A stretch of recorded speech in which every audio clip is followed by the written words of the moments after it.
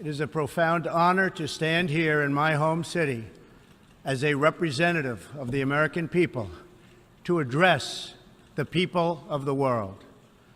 As millions of our citizens continue to suffer the effects of the devastating hurricanes that have struck our country, I want to begin by expressing my appreciation to every leader in this room who has offered assistance and aid. The American people are strong and resilient, and they will emerge from these hardships more determined than ever before. Fortunately, the United States has done very well since Election Day last November 8th. The stock market is at an all-time high, a record. Unemployment is at its lowest level in 16 years, and because of our regulatory and other reforms, we have more people working in the United States today than ever before. Companies are moving back, creating job growth the likes of which our country has not seen in a very long time. And it has just been announced that we will be spending almost $700 billion on our military and defense. Our military will soon be the strongest it has ever been. For more than 70 years, in times of war and peace, the leaders of nations, movements, and religions have stood before this assembly. Like them, I intend to address some of the very serious threats before us today, but also the enormous potential waiting to be unleashed. We live in a time of extraordinary opportunity. Breakthroughs in science, technology, and medicine are curing illnesses and solving problems that prior generations thought impossible to solve. But each day also brings news of growing dangers that threaten everything we cherish and value. Terrorists and extremists have gathered strength and spread to every region of the planet. Rogue regimes represented in this body not only support terrorists, but threaten other nations and their own people with the most destructive weapons known to humanity. Authority and authoritarian powers seek to collapse the values, the systems, and alliances that prevented conflict and tilted the world toward freedom since World War II.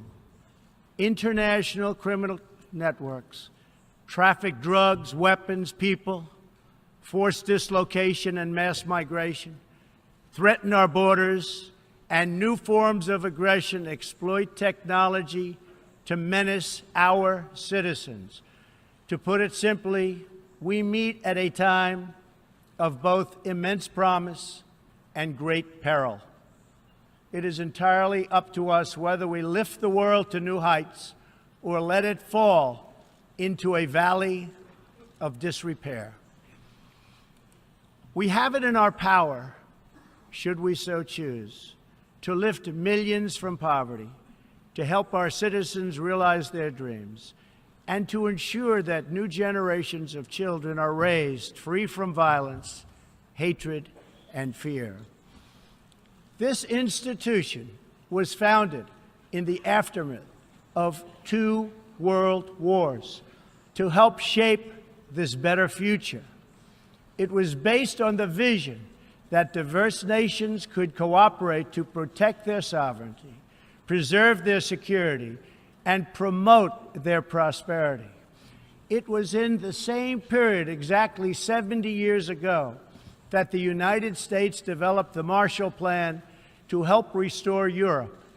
Those 3 beautiful pillars, they're pillars of peace, sovereignty, security, and prosperity. The Marshall Plan was built on the noble idea that the whole world is safer when nations are strong, independent, and free. As President Truman said in his message to Congress at that time, our support of European recovery is in full accord with our support of the United Nations. The success of the United Nations depends upon the independent strength of its members. To overcome the perils of the present and to achieve the promise of the future, we must begin with the wisdom of the past. Our success depends on a coalition of strong and independent nations that embrace their sovereignty to promote security, prosperity, and peace for themselves and for the world. We do not expect diverse countries to share the same cultures, traditions, or even systems of government, but we do expect all nations to uphold these two core sovereign duties: to respect the interests of their own people and the rights of every other sovereign nation. This is the beautiful vision of this institution, and this is the foundation for cooperation and success. Strong sovereign nations let diverse countries with different values, different cultures, and different dreams not just coexist, but work side by side on the basis of mutual respect. Strong sovereign nations let their people take ownership of the future and control their own destiny. And strong sovereign nations allow individuals to flourish in the fullness of the life intended by God. In America, we do not seek to impose our way of life on anyone, but rather to let it shine as an example for everyone to watch. This week gives our country a special reason to take pride in that example. We are celebrating the 230th anniversary of our beloved Constitution, the oldest Constitution still in use in the world today. This timeless document has been the foundation of peace, prosperity, and freedom for the Americans and for countless millions around the globe whose own countries have found inspiration in its respect for human nature, human dignity, and the rule of law. The greatest in the United States Constitution is its first three beautiful words. They are, "We the people." Generations of Americans have sacrificed to maintain the promise of those words, the promise of our country and of our great history. In America, the people govern, the people rule, and the people are sovereign. I was elected not to take power, but to give power to the American people where it belongs. In foreign affairs, we are renewing this founding principle of sovereignty. Our government's first duty is to its people, to our citizens, to serve their needs, to ensure their safety, to preserve their rights, and to defend their values. As President of the United States, I will always put America first, just like you, as the leaders of your countries, will always and should always put your countries first.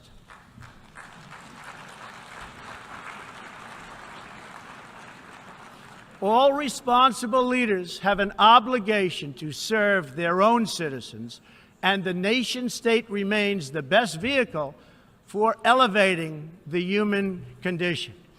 But making a better life for our people also requires us to work together in close harmony and unity to create a more safe and peaceful future for all people. The United States will forever be a great friend to the world, and especially to its allies. But we can no longer be taken advantage of or enter into a one-sided deal where the United States gets nothing in return. As long as I hold this office, I will defend America's interests above all else. But in fulfilling our obligations to our own nations, we also realize that it's in everyone's interest to seek a future where all nations can be sovereign, prosperous, and secure. America does more than speak for the values expressed in the United Nations Charter. Our citizens have paid the ultimate price to defend our freedom and the freedom of many nations represented in this great hall. America's devotion is measured on the battlefields where our young men and women have fought and sacrificed alongside of our allies. From the beaches of Europe to the deserts of the Middle East to the jungles of Asia. It is an eternal credit to the American character that even after we and our allies emerged victorious from the bloodiest war in history, we did not seek territorial expansion or attempt to oppose and impose our way of life on others. Instead, we helped build institutions such as this one to defend the sovereignty, security, and prosperity for all. For the diverse nations of the world, this is our hope. We want harmony and friendship, not conflict and strife. We are guided by outcomes, not ideology. We have a policy of principled realism rooted in shared goals, interests, and values. That realism forces us to confront a question facing every leader and nation in this room. It is a question we cannot escape or avoid. We will slide down the path of complacency, numb to the challenges, threats, and even wars that we face. Or do we have enough strength and pride to confront those dangers today so that our citizens can enjoy peace and prosperity tomorrow? If we desire to lift up our citizens, if we aspire to the approval of history, then we must fulfill our sovereign duties to the people we faithfully represent. We must protect our nations, their interests, and their futures. We must reject threats to sovereignty from the Ukraine to the South China Sea.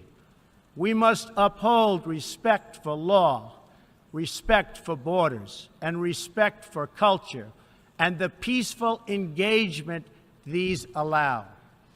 And just as the founders of this body intended, we must work together and confront together those who threaten us with chaos, turmoil, and terror.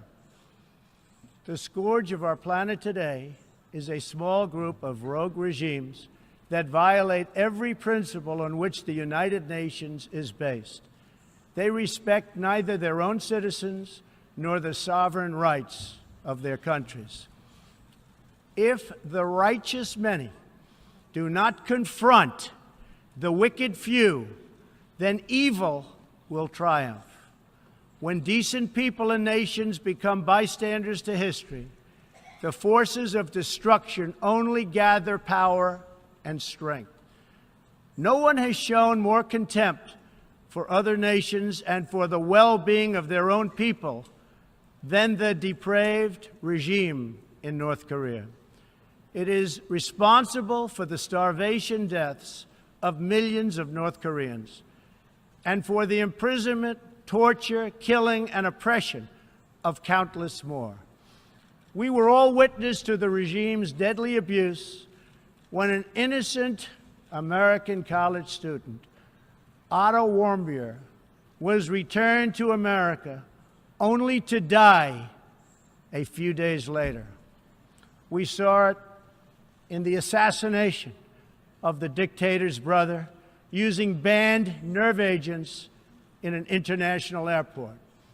We know it kidnapped a sweet 13-year-old Japanese girl from a beach in her own country to enslave her as a language tutor for North Korea's spies. If this is not twisted enough, now North Korea's reckless pursuit of nuclear weapons and ballistic missiles threatens the entire world with unthinkable loss of human life. It is an outrage that some nations would not only trade with such a regime, but would arm, supply, and financially support a country that imperils the world with nuclear conflict. No nation on earth has an interest in seeing this band of criminals arm itself with nuclear weapons and missiles. The United States has great strength and patience, but if it is forced to defend itself or its allies, we will have no choice but to totally destroy North Korea. Rocket Man is on a suicide mission for himself and for his regime. The United States is ready, willing, and able, but hopefully this will not be necessary. That's what the United Nations is all about. That's what the United Nations is for. Let's see how they do. It is time for North Korea to realize that the denuclearization is its only acceptable future. The United Nations Security Council recently held 2 unanimous 15-0 votes adopting hard-hitting resolutions against North Korea, and I want to thank China and Russia for joining the vote to impose sanctions, along with all of the other members of the Security Council. Thank you to all involved. But we must do much more. It is time for all nations to work together to isolate the Kim regime until it ceases its hostile behavior. We face this decision not only in North Korea. It is far past time for the nations of the world to confront another reckless regime, one that speaks openly of mass murder, vowing death to America, destruction to Israel, and ruin for many leaders and nations in this room. The Iranian government masks a corrupt dictatorship behind the false guise of a democracy. It has turned a wealthy country with a rich history and culture into an economically depleted rogue state whose chief exports are violence, bloodshed, and chaos. The longest suffering victims of Iran's leaders are, in fact, its own people. Rather than use its resources to improve Iranian lives, its oil profits go to fund Hezbollah and other terrorists that kill innocent Muslims and attack their peaceful Arab and Israeli neighbors. This wealth, which rightly belongs to Iran's people, also goes to shore up Bashar al-Assad's dictatorship, fuel Yemen's civil war, and undermine peace throughout the entire Middle East. We cannot let a murderous regime continue these destabilizing activities while building dangerous missiles, and we cannot abide by an agreement if it provides cover for the eventual construction of a nuclear program.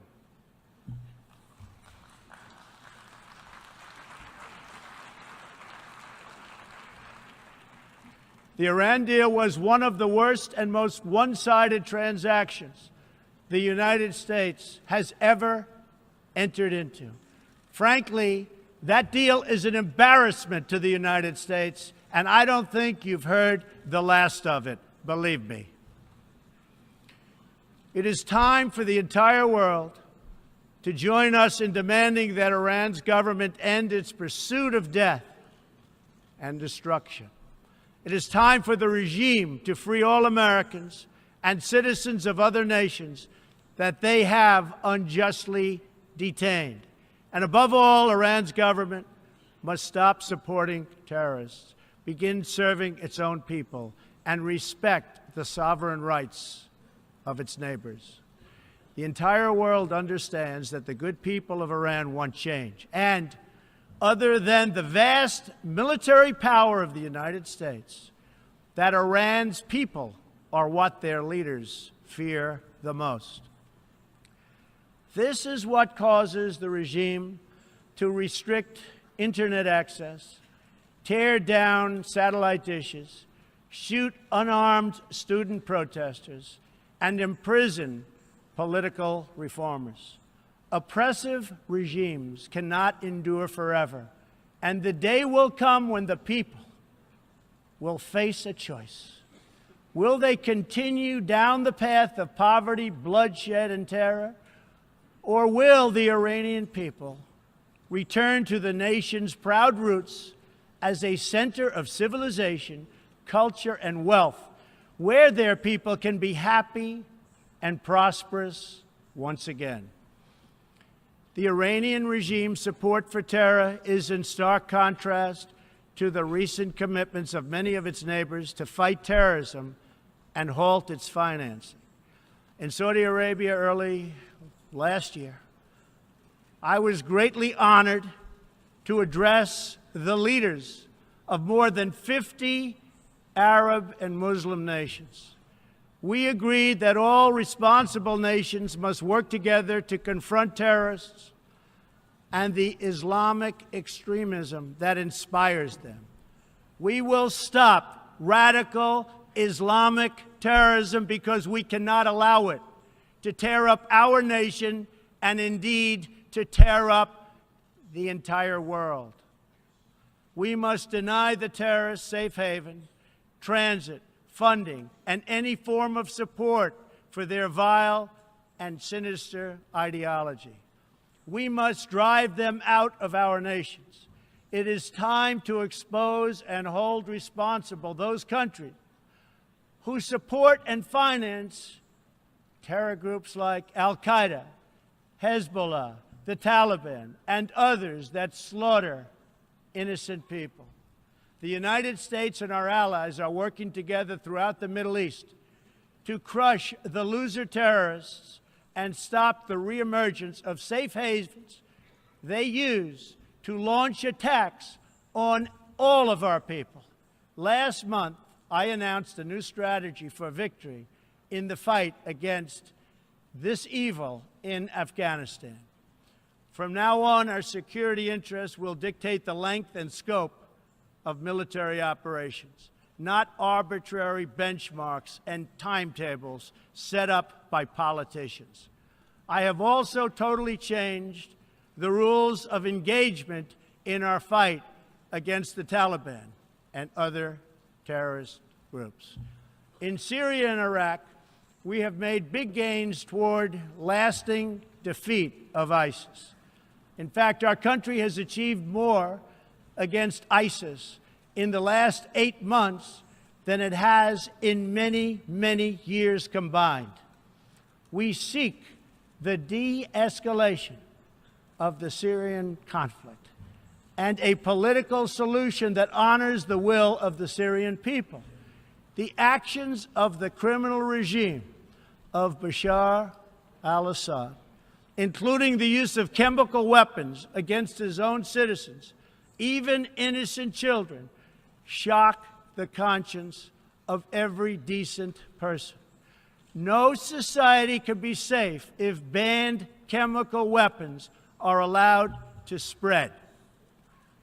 That is why the United States carried out a missile strike on the airbase that launched the attack. We appreciate the efforts of the United Nations agencies that are providing vital humanitarian assistance in areas liberated from ISIS, and we especially thank Jordan, Turkey, and Lebanon for their role in hosting refugees from the Syrian conflict.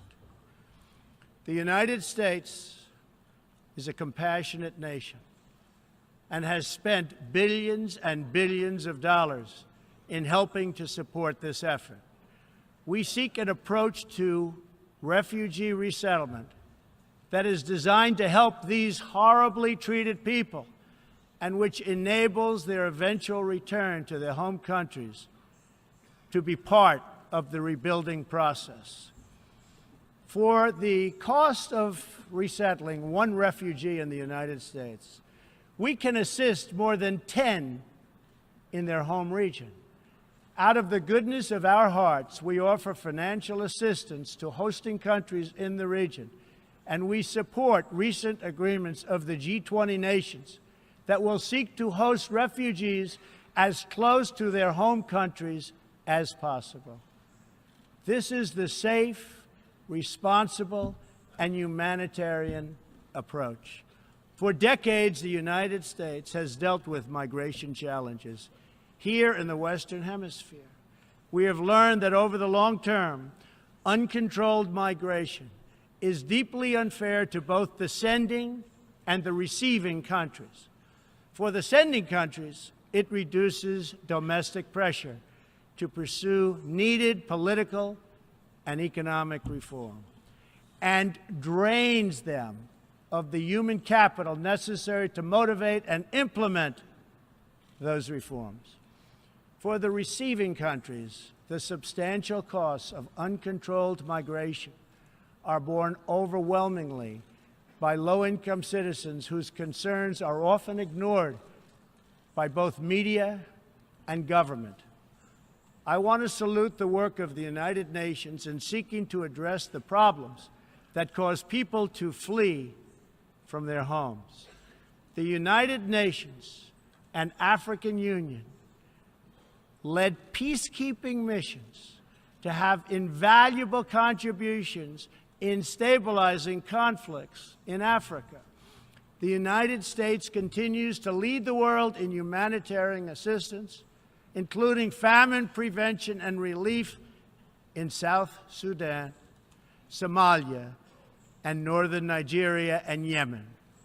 We have invested in better health and opportunity all over the world through programs like PEPFAR, which funds AIDS relief, the President's Malaria Initiative, the Global Health Security Agenda, the Global Fund to End Modern Slavery, and the Woman Entrepreneurs Finance Initiative, part of our commitment to empowering women all across the globe.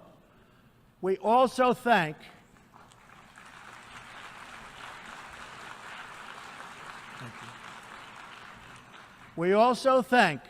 the Secretary General for recognizing that the United Nations must reform if it is to be an effective partner in confronting threats to sovereignty, security, and prosperity.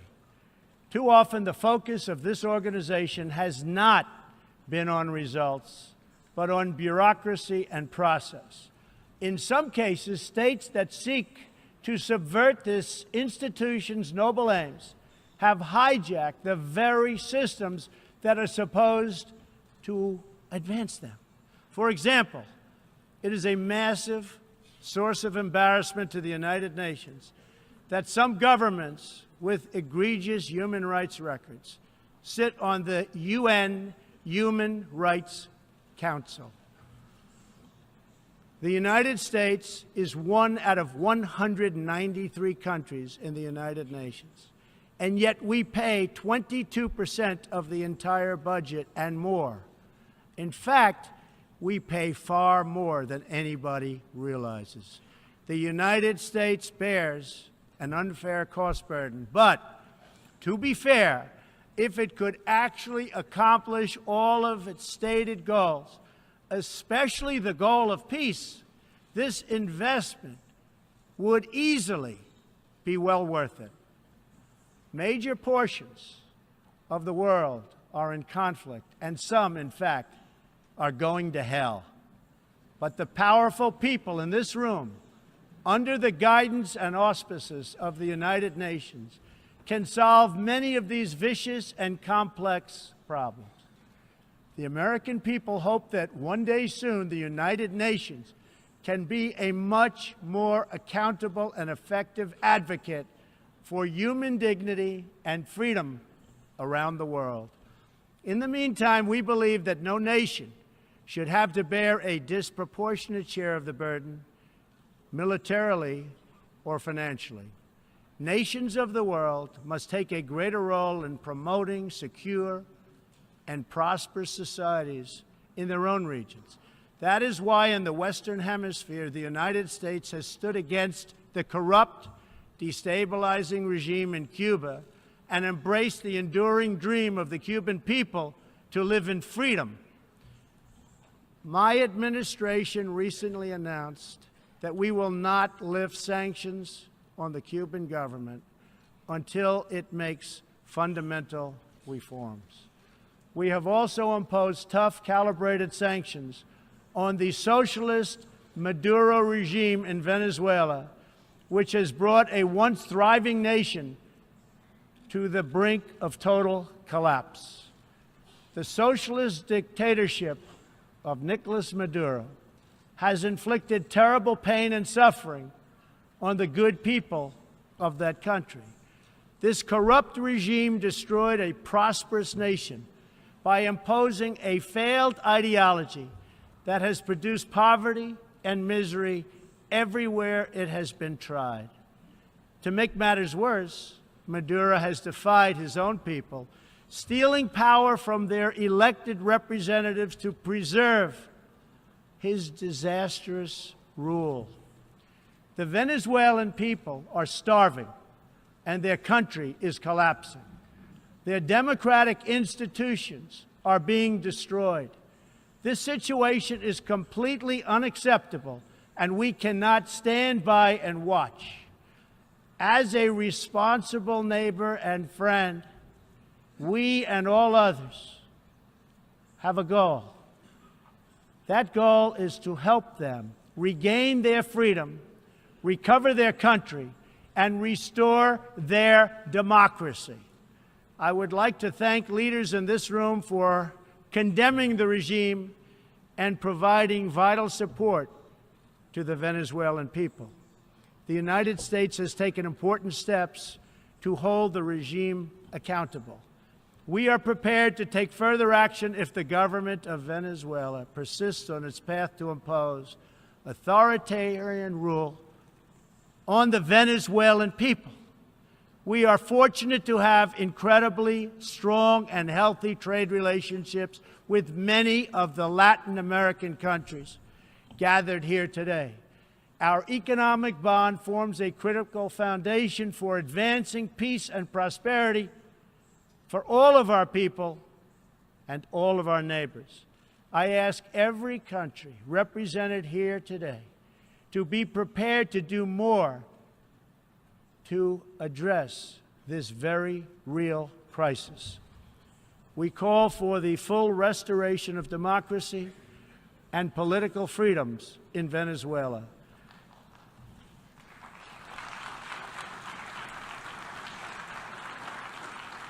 The problem in Venezuela is not that socialism has been poorly implemented, but that socialism has been faithfully implemented.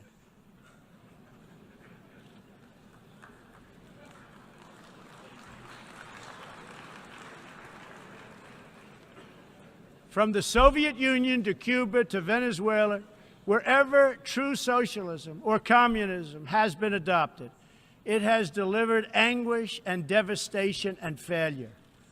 Those who preach the tenets of these discredited ideologies only contribute to the continued suffering of the people who live under these cruel systems. America stands with every person living under a brutal regime. Our respect for sovereignty is also a call for action. All people deserve a government that cares for their safety, their interests, and their well-being, including their prosperity. In America, we seek stronger ties of business and trade with all nations of goodwill. But this trade must be fair and it must be reciprocal. For too long, the American people were told that mammoth multinational trade deals, unaccountable international tribunals, and powerful global bureaucracies were the best way to promote their success. But as those promises flowed, millions of jobs vanished and thousands of factories disappeared. Others gamed the system and broke the rules. and our great middle class, once the bedrock of American prosperity, was forgotten and left behind. But they are forgotten no more, and they will never be forgotten again. While America will pursue cooperation and commerce with other nations, we are renewing our commitment to the first duty of every government, the duty of our citizens. This bond is the source of America's strength and that of every responsible nation represented here today. If this organization is to have any hope of successfully confronting the challenges before us, it will depend, as President Truman said some 70 years ago, on the independent strength of its members. If we are to embrace the opportunities of the future and overcome the present dangers together, there can be no substitute for strong, sovereign, and independent nations. Nations that are rooted in their histories and invested in their destinies. Nations that seek allies to befriend, not enemies to conquer. And most important of all, nations that are home to patriots, to men and women who are willing to sacrifice for their countries, their fellow citizens, and for all that is best in the human spirit. In remembering the great victory that led to this body's founding, we must never forget that those heroes who fought against evil also fought for the nations that they loved. Patriotism led the Poles to die to save Poland, the French to fight for a free France, and the Brits to stand strong for Britain. Today, if we do not invest ourselves, our hearts, and our minds in our nations, if we will not build strong families, safe communities, and healthy societies for ourselves, no one can do it for us. We cannot wait for someone else, for faraway countries or far-off bureaucracies. We can't do it. We must solve our problems to build our prosperity, to secure our future, or we will build vulnerable to decay, domination, and defeat. The true question for the United Nations today, for people all over the world who hope for better lives for themselves and their children, is a basic one. Are we still patriots? Do we love our nations enough to protect their sovereignty and to take ownership of their futures? Do we revere them enough to defend their interests, preserve their cultures, and ensure a peaceful world for their citizens? One of the greatest American patriots, John Adams, wrote that the American Revolution was effected before the war commenced. The revolution was in the minds and hearts of the people. That was the moment when America awoke, when we looked around and understood that we were a nation. We realized who we were, what we valued, and what we would give our lives to defend. From its very first moments, the American story is the story of what is possible when people take ownership of their future.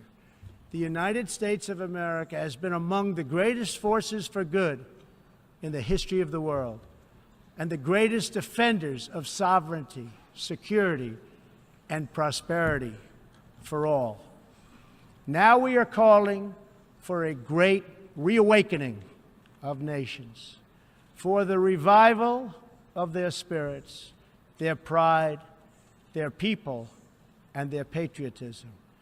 History is asking us whether we are up to the task.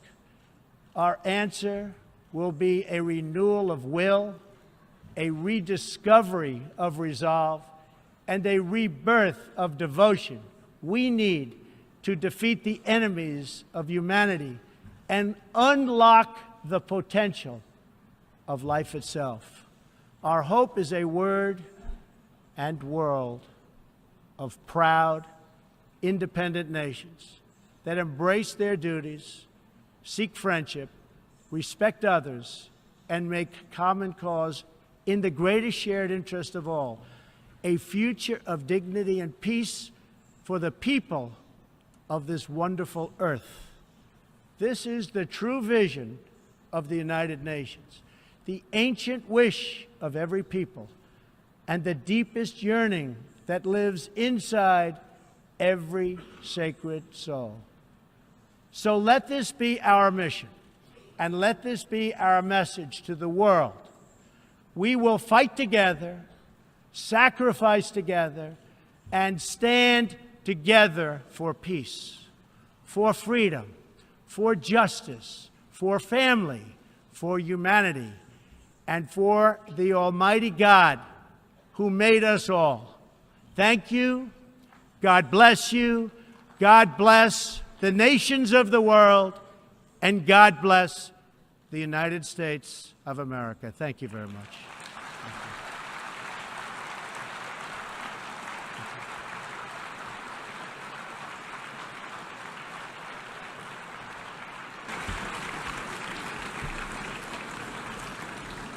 On behalf of the General Assembly, I wish to thank the President of the United States of America for the statement just made. May I request representatives to remain seated while we greet the President, after which the meeting will stand suspended for 5 minutes before resuming to hear the next speaker.